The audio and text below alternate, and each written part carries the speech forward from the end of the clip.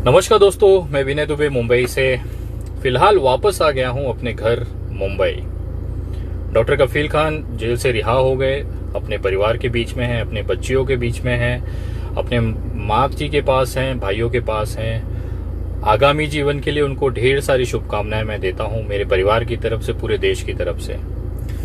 बहुत सारी शुभकामनाएं लगातार मुझे देश विदेश से, पूरे विश्व से आ रही हैं, खास तौर पे गल्फ कंट्रीज और अमेरिका वगैरह कंट्री से बहुत ज़्यादा तौर पे, मतलब हर समुदाय के लोगों ने लगभग विश किया। मैं उन तमाम लोगों को धन्यवाद कहता हूं कि आप लोगों के साथ था, आप लोगों की दुआएं थी जो आज ये चीज़ें मुमकिन हो पाई हैं। ये मैं नहीं कहता हूं कि मैंने किया है, मैं इसमें मेरी कोई हिस्सेदारी है। बहुत छोटा सा एक कार्यकर्ता मैं रहा हूं डॉक्टर कफील के लिए। जो मैं कर पाया, जो मेरी हैसियत थी, जो मेरी औकात थी, वो मैंने किया है। एक जेल से आने के बाद एक व्यक्ति की जो मेंटल स्थिति होती है, एक मानसिक स्थिति होती है, थोड़ी सी डिस्टर्ब होती है। बहुत ज्यादा टॉर्चर के बाद डॉक्टर कफील खान बाहर आए हैं। बहुत सारे लोगों के एक अपेक्षा है कि मैं डॉक्टर कफील खान साहब के साथ में एक वीडियो पे आऊं, फोटो दिखाए। तो उनको मैं कहना चाहता हूं कि मैंने अपनी तरफ से उनको ऑलरेडी मैसेज दिया हुआ है और मैं वेट कर रहा हूं। कोई दिक्कत नहीं, इस समय परिवार का समय है, वो कर लें अपना, क्योंकि एक परिवार बहुत जरूरी होता है किसी भी व्यक्ति के लिए। मेरे लिए भी बहुत सबसे प्रायोरिटी मेरा परिवार है। तो कहीं ना कहीं इस समय वो एक लंबे दौरे के बाद, एक लंबे समय के बाद वो बाहर आए हैं, तो उनको एक ब्रेक का एक तरह से उनको अपने परिवार के बीच में रहना चाहिए। और मैंने कहा है उनके फैमिली को कि जब भी आपको लगे कि हाँ मुलाकात हो सकती है तो आप बताएं। रही बात जो डोनेशंस आई हैं, उसके लिए मैं कहना चाहता हूं कि मैं हिसाब देना चाहता हूं। मैं खुले तौर पे, सार्वजनिक तौर पे वो हिसाब देना चाहता हूं।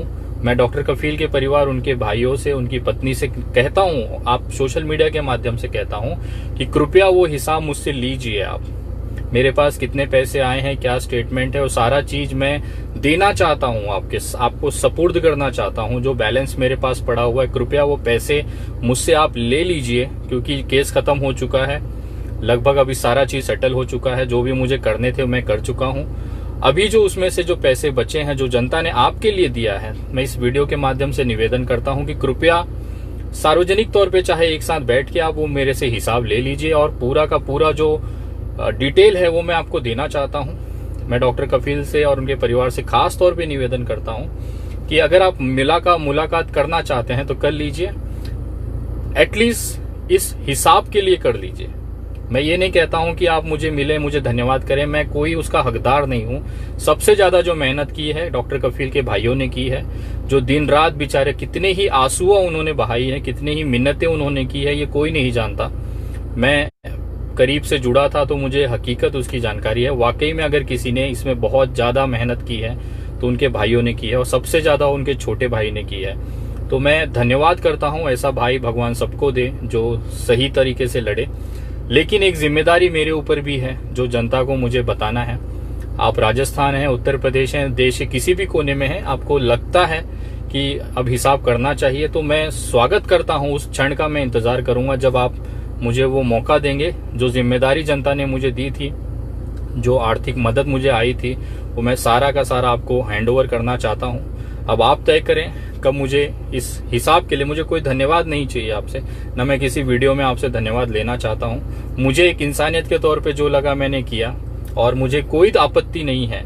आप जब चाहें, जहां चाहें, खुले मंच से मैं आपको पूरा डिटेल, पूरा हिसाब, पूरा स्टेटमेंट, पूरा expenses with document, with evidence मैं आपको हैंडओवर करना चाहता हूं। और जो बैलेंस अमाउंट है वो कहीं ना कहीं मैं आपको देना चाहता हूं, ताकि डॉक्टर कफील साहब, आपने जो अस्पताल का एक सपना देखा है, 500 बेड का जो अस्पताल बच्चों के लिए जिसमें निःशुल्क इलाज होगा, कहीं ना कहीं ये पैसा आप उस समाज के कार्य के लिए इस्तेमाल करें, ऐसा मेरा विश्वास है।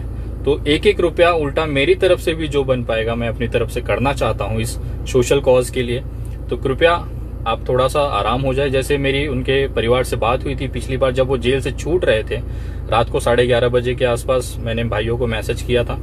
मैंने उसमें कहा हुआ है, निवेदन किया हुआ है कि प्लीज अगर आप थोड़ा सा रेस्ट कर लीजिए, हफ्ता 10 दिन, उसके बाद हम लोग बैठते हैं और जो भी चीजें लोगों के मन में जो शंका है उसे क्लियर कर देते हैं। मेरी तरफ से कोई शंका नहीं है, मैं तो पूरी तरह से क्लियर हूँ। बीच बीच में स्टेटमेंट्स मैंने पोस्ट भी की थी, लेकिन मैं चाहता हूँ कि अब डॉक्टर कफील का जो परिवार है वो आगे आए और लोगों के सवालों के जवाब दे। जो भी डोनेशंस आई हैं वो मैं आपको with proof, with statement, bank statement में रखना चाहता हूं। अब आप तय करें आप मुझे कब बुला रहे हैं या कब मैं किसी व्यक्ति को, अगर आप मुझसे नहीं मिलना चाहते हैं कोई दिक्कत नहीं है, मेरी टीम से मैं किसी को भेज देता हूं, आपको स्टेटमेंट हैंडओवर कर देगा, या आप चाहते हैं तो मैं ईमेल भी कर देता हूं, मुझे कोई प्रॉब्लम नहीं है। तो कृपया आप मुझे जिस भी, क्योंकि आपके पास सभी परिवार के लगभग सभी लोगों के पास मेरे नंबर हैं, तो अगर आप चाहते हैं तो कर सकते हैं, नहीं तो मुझे कोई दिक्कत नहीं है।